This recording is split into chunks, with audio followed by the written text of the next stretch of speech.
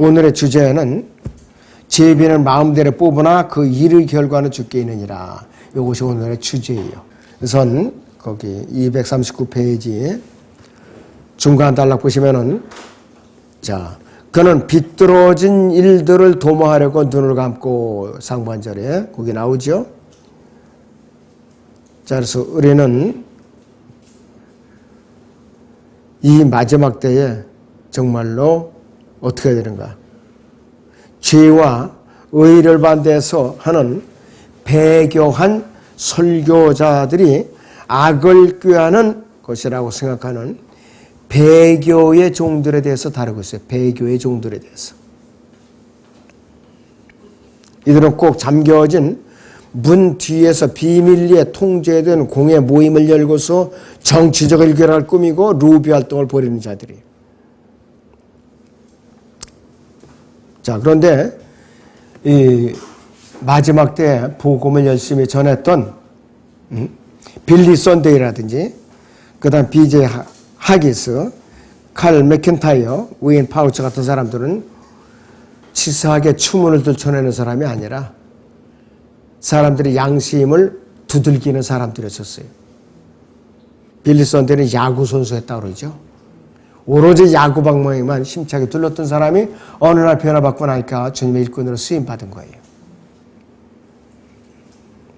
그래서 이 추문을 들춰내는 사람들은 자, 성경적인 기독교를 대항하려는 전미교회협의회, 미국 NCC, 로마 카톨릭, 국제연합을 위해서 자료를 모으는 어떤 자들이냐? 정보기관들의 CIA, FBI 같은 자들. 러시아에서는 이들을 비밀경찰로 부르고 독일에서는 게스타포로 불러요.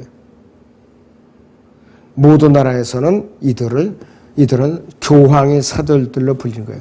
그러니까 전 세계 정보기관들이 교황을 위해서 정보 수집하는 거예요.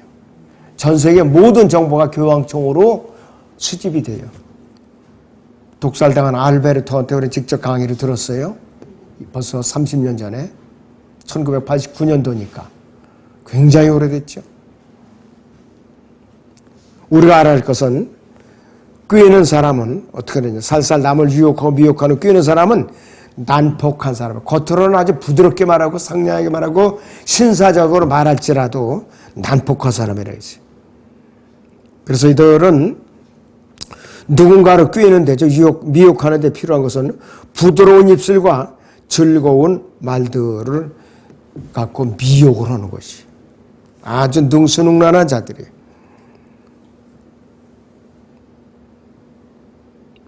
자, 그래서 폭력으로 사람을 꿰 수는 없죠. 왜? 사람들은 미리 알고 피하니까. 그래 부드러운 입술로 달콤한 말로 꿰는 거예요, 사람들은. 이들은 아주 연설도 잘해요. 아주 기가 막히게 잘해요. 그런데 입술을 움직여서 이루어진 악은 어떻게 되느냐? 폭력적이라고 그랬어요. 이 주먹을 쓰는 것보다 더 악질적이고 폭력적이라고 그랬어요. 다시 16장 30절을 보죠. 그는 비뚤어진 일들을 도모하려고 눈을 감고 그의 입술로 선동하여 악을 이루느니라 그랬습니다. 입술로 아주 점잖게 상냥하게 부드럽게 말하는 것이.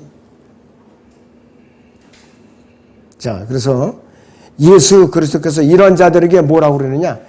양의 가죽을 쓴 이리들이라고 그러는 거예요. 들어갔다. 마태복음 7장 15절을 보죠. 거짓 선지자들을 조심하라. 그들은 양의 옷을 입고 너희에게 나오나 속은 약탈하는 이리들이라고 그랬어요. 겉다르고 속다른 자들이에요. 이들은 우리가 진리로 무장되어 있잖아. 분별이 안 돼요. 다 먹히게 돼 있어요. 그래서 자신이 난폭한 사람이라는 것을 어느 누구에게도 절대로 놓치지 않고 감춰요. 교묘하게 감춘다 이것이. 악을 꾀하는 방법에 대한 고전적인 연구소, 지침서가 아브로 메나탄이 지은 20세기 바티칸 제국이라는 책이 있어요.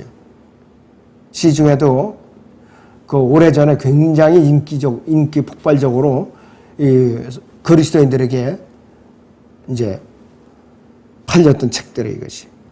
그래서 남들이 알아차리지 못하도록, 감지하지 못하도록 전쟁, 혁명, 혼란을 일으키고자 하는 사람들에게 이제 필독서라고 그랬어요. 어떻게 이들이 작전을 썼는가, 여태까지. 자, 그리고 친한 벗도를 갈라놓는 수군거리는 자는 아주 드물기는 하지만은 대표적인 인물이 아돌프 히틀러, 그 다음에 베트남을 공산화시킨 호치민, 모택동, 피델 카스트로 같은 솔직하고 개방적인 인물이면서도 어떻게 되느냐. 속으로는 사람들을 전부 세뇌시키고 반대파들은 잡아 죽이는 자들이. 호치민이 저기 그 월맹 그 저 우두머리 했었어요. 예, 호치민이 공산주의자 아니야. 예, 그래갖고 남북 저기 베트남을 이제 통일시켰죠, 강제로. 근데 결과적으로 미국이 베트콩한테 진 거예요. 참 치욕적인 패전이야, 이것이. 미국이 세계 전사의 패전으로 기록되어 있어요, 공식적으로. 왜냐하면 남부 베트남에 베트콩들이 집집마다 이제 전쟁터로 저녁이면은 형은 베트콩으로 출전하고 동생은 베트남 정규군으로 출전하고 이렇게 나라꼴이 안 되는 거예요. 근데 통일이 되고 나서요, 베트콩들이 그렇게 공을 세웠는데도 대우를 못 받았어요. 28명의 정치국원 중에 베트콩 출신은 2명이야. 그러니까 이게 공산주의자들을 실컷 이용해 먹고 토사구팽하는 것이 공산주의의 그 대표적인 술책이에요. 이 시대에 우리나라의 모습이에요. 간첩덩어리, 무슨 당이 있죠? 그 다음에 그냥 국정원, 국회, 국방부, 또 이 경찰에 이르기까지, 사회조직에 이르기까지 전국 3천여 개 넘는 지방 자치 모임 다 지금 그렇게 되어 있는 거예요. 그러니까 우리는 지금 현재 현 정부를 우리는 위해서 간절히 기도해야 돼요. 정말 이게 절실한 문제예요. 응? 대통령 방문해가지고, 일본 방문해가지고서 회담하고 들어오니까 치욕적인 뭐다 어쩌고, 그것이 이북의 정책이에요. 반일 감정을 극도로 일으켜 놓는 거. 한미일 동맹을 파괴시키는 거. 근데 그거를 이제 국민들은 이제 알아요, 이제 알게 된 거예요. 그래서 여러분들이 정신 바짝 차려야 돼요. 자, 계속. 자, 여기서 잠언 16장 31절을 보죠.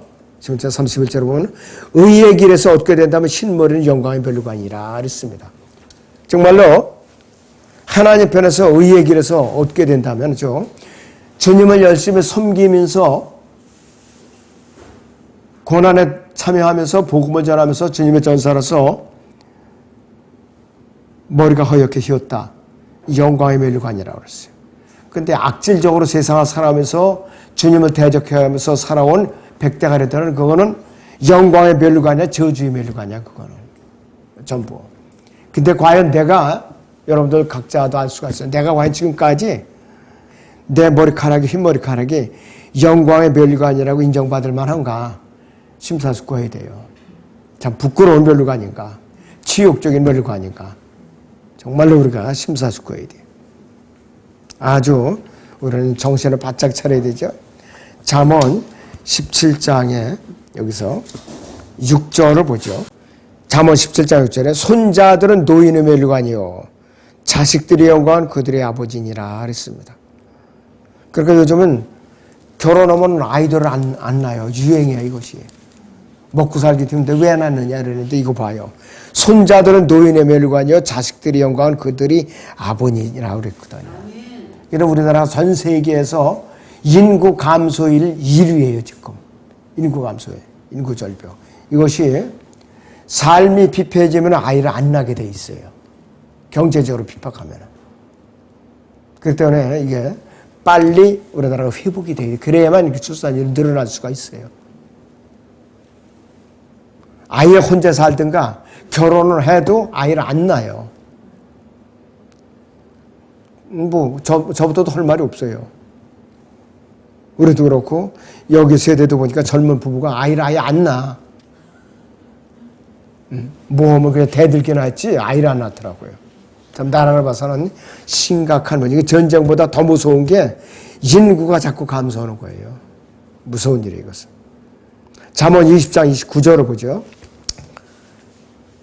청년들의 영광은 그들의 힘이요 그랬습니다. 노인들의 아름다움은 백발이니라 그랬습니다. 네, 사실은 염색도 성경적으로는 아니야 이게. 그러나 하도 쉬우니까 그냥 저기 물감을 입히는 거지. 자, 그래서 킹제임스 성경은 굉장히 나무랄 데 없는 성경이에요. 킹제임스 성경. 그래서 우리가 킹제임스 성경에 나오는 이 세미콜론이나 콜론 이런 거 생략하면 안 되는 거예요. 그대로 살려놔야 돼. 그대로. 그 다음에 킹제임스 성경에 나오는 이탈릭체들 있죠? 그대로 살려놔야 돼요. 근데 이걸 그대로 살려놓지 않고 바로 그냥 정자체로 잡아놓은 거는 이것도 일종의 잘못된 거예요, 번역이. 알 수가 없어요, 의미를. 킹제임스 성경은 의미를 강조하거나 부연 설명을 하기 위해서 이태릭체에다 표시한 거거든요. 그렇지 않으면 동사 같은 경우는 아예 히브리 마서라면 하려면 없을 때, 그때는 이제 동사가 이태릭체로 되어 있어요. 명사나 형용사가 이태릭체로 되는 거는 의미를 강조하기 위해서 부연 설명을 해서 해놓은 것이에요. 자, 여기서 신몰이라고 하는데 하야타, 신이라는 것이 대개 여러분들이 아주 쉬운 말로 그냥 우리가 대강 알고 있는 파이트라고 그러죠. 그래서 호월이라고 해서 HOARR, 호월이라고 그랬어요. 신이라는 뜻을. HOAR가 신이요? 네, 하얗다는 소리예요. 자, 그런데 이 단어는, 호월이라는 단어는 아몬드 나무가 꽃핀 것을 묘사한 것처럼 하얀색이라 이거예요. 하얀색. 자, 십자가 군병의 끝과 일평생 언론의 찬사를 받으며 우쭐대던 유복한 속물과는 모든 면적, 그 기온이나 형식이나 방법이나 태도, 열매, 영향력, 여기서 비교가 안 돼요. 복음을 열심히 전했던 사람들, 비록 옷이 남루하고 가난하고 힘들지라도 이런 사람들 하나님 편에서는 아주 귀인들이에요, 귀인들. 그치, 이 정치적으로 배만 채우고 부정불편하고 사람들을 괴롭히고 학대했던 사람들은 하나님 보시기에는 벌레만도 못한 것들이에요. 어차피 지옥으로 갈 거니까. 그래서 겨울에 매서운 눈보라와 폭풍에 맞서서도 자신의 책무를 버리지 않고 충성스러운 보초견처럼 경계를 쓰는 개처럼 자리를 지키는 노인보다 더 장엄하고 영광스러운 것은 없다 이것이. 자, 그는 바람을 직시하고 노년이 땅의 폭풍에 노출된 채 잃어버린 죄인들을 위해서 끝까지 경계의 외침의 소리를 지르는데, 그러한 사람에게는 눈이 내린 머리 위에서 빛나는 영원한 아침에 비친 생명의 나무에서 만개되어 반사돼 해이고 영광의 멜루관이 저 강 너머 생명강 너머에서 그를 기다리고 있다. 왜? 그에게 상급이 기다리고 있거든요. 유업이 기다리고 있거든요. 그렇게 여러분들이 한 명이라도 정말로 나가서 거리 설교하는 게 부끄럽다, 자신이 없다 하면은 뭘 밥이라도 사줘가면서 구원 상담이라도 하란 말이에요. 그래 영접시켜요, 한 사람이라도. 하나님께서는, 주님께서는 거리 설교로 영접하겠든 구원 상담으로 영접을 하겠건, 그 다음에 또 이제 전도지를 주어서 대화하면서 영접을 했건 똑같이 여기는 거예요. 한 사람이 구원받는 건 똑같으니까. 방법만 다를 뿐이지. 수단만 다를 뿐이라 이것이요.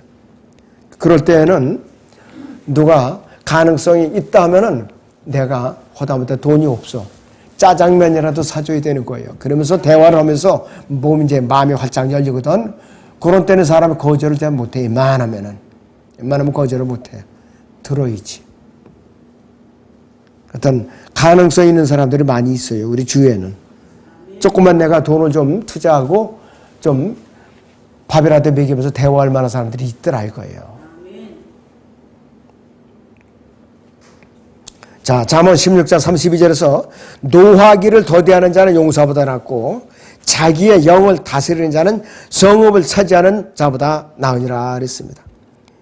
인내심을 요구하는 그리스도인들에게 아주 매우 소중한 교훈이다 그랬습니다. 이게 구절을 읽을 때마다 제가 마음에 항상 찔리는데 이렇게 잘 못하고 있으니까 저도 이런 구절은 굉장히 여러분들이 마음에 새겨두면 유용한 구절이에요. 자기 일을 통제할 때에 안 될 때는 이런 구절을 읽고서 위로를 받고 힘을 내는 것이 바로.